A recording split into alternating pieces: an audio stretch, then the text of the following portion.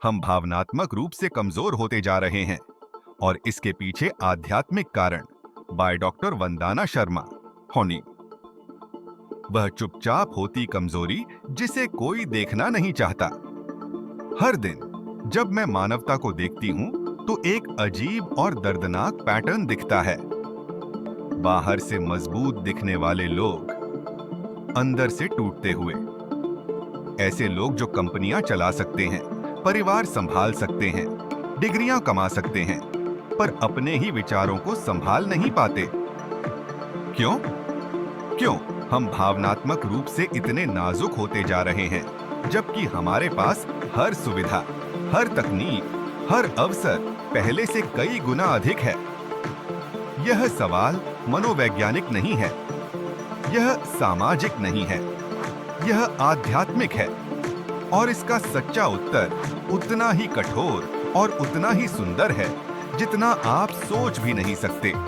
असल समस्या, मानवता ने अपना आंतरिक केंद्र खो दिया है। मैंने 100 से अधिक देशों के हजारों लोगों के साथ काम किया है। सफल लोग, टूटे हुए लोग, चुपचाप संघर्ष करने वाले लोग, और हर कहानी एक ही सत्य पर आकर रुकती है। लोग कमजोर नहीं हैं, वे डिस्कनेक्टेड हैं। अपनी आत्मा से डिस्कनेक्टेड, अपनी सच्चाई से डिस्कनेक्टेड, अपनी ऊर्जा से डिस्कनेक्टेड। हम आवाज के संसार में जी रहे हैं। असीम, लगातार, घुटन देने वाली आवाज। और जब आत्मा सांस नहीं ले पाती, दिल नाजुक हो जाता है। आप इसलिए नहीं टूटते क्योंकि हा ही हो, क्योंकि जीवन कठिन है। आप इसलिए टूटते हैं क्योंकि आपने अपने अंदर उस जगह को भूल दिया है जो कभी टूटती ही नहीं। भावनात्मक टूटन के वास्तविक उदाहरण एक 45 वर्षीय सीईओ जो करोड़ों के डील्स कर सकता है पर 10 मिनट अकेले नहीं बैठ पाता। एक 19 वर्षीय लड़की जिसके हजारों फॉलोअर्स हैं पर अपने आप से कोई कनेक्शन नहीं। एक माँ जो अपने परिवार को अनंत प्रेम देती है पर जैसे ही अकेली होती है खाली महसूस करती है।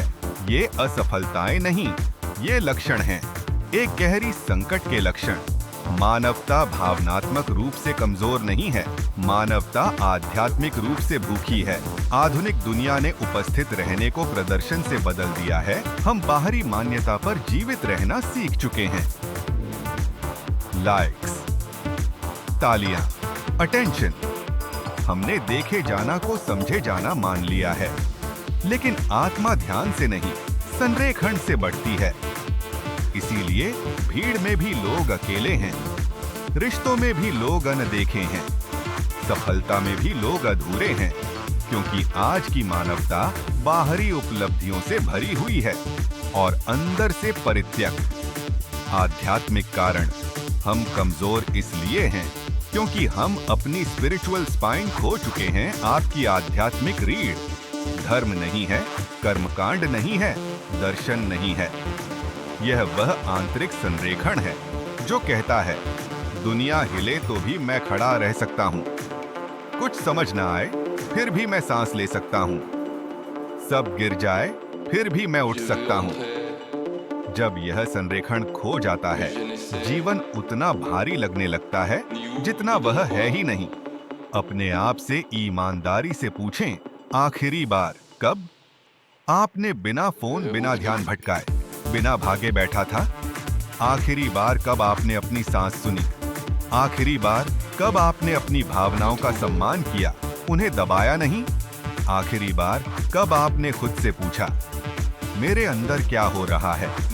अगर इन सवालों के जवाब आपको डराते हैं, तो आप कमजोर नहीं, आप आध्यात्मिक रूप से खाली हैं। और खालीपन हमेशा विनाश को ढूंढता है। हीलिंग को ढूंढने से पहले आज की आपकी सार्वभौमिक सच्चाई, जब आत्मा शांत होती है, दिल मजबूत होता है। भावनात्मक लचीलापन संघर्ष से नहीं, मौन से जन्मता है। मानवता को और कोपिंग स्किल नहीं, चेतना की आवश्यकता है। भावनात्मक लचीलापन तकनीकों से नहीं आएगा, मोटिवेशन से नहीं आएगा, दिखावे की ताकत से नहीं आएगा।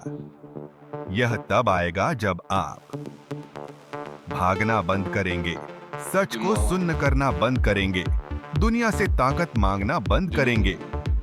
आप टूटने के लिए नहीं आए, आप जागने के लिए आए हैं। आगे का मार्ग, एक नई तरह की शक्ति। दुनिया को भावनात्मक रूप से कठोर लोग नहीं चाहिए, दुनिया को आध्यात्मिक रूप से संरेखित लोग चाहिए। ऐसे लोग जो जानते हो कि वे कौन हैं, जो अपनी आंतरिक गुरुत्वाकर्षण में जड़ित हों, जो जीवन की तेजी में नहीं टूटते। जब आपकी आत्मा आपका एंकर बनती है, आपका दिल अडिग हो जाता है।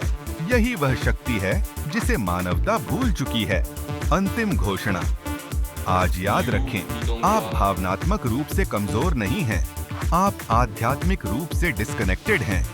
पुनः जुड़ें और आपका आंतरिक संसार फिर से उठ जाएगा, क्योंकि जिस क्षण आप अपनी आत्मा में लौटते हैं, आपका लचीलापन अनंत हो जाता है, आपकी स्पष्टता तेज और आपका जीवन सत्य के साथ संरेखित हो जाता है।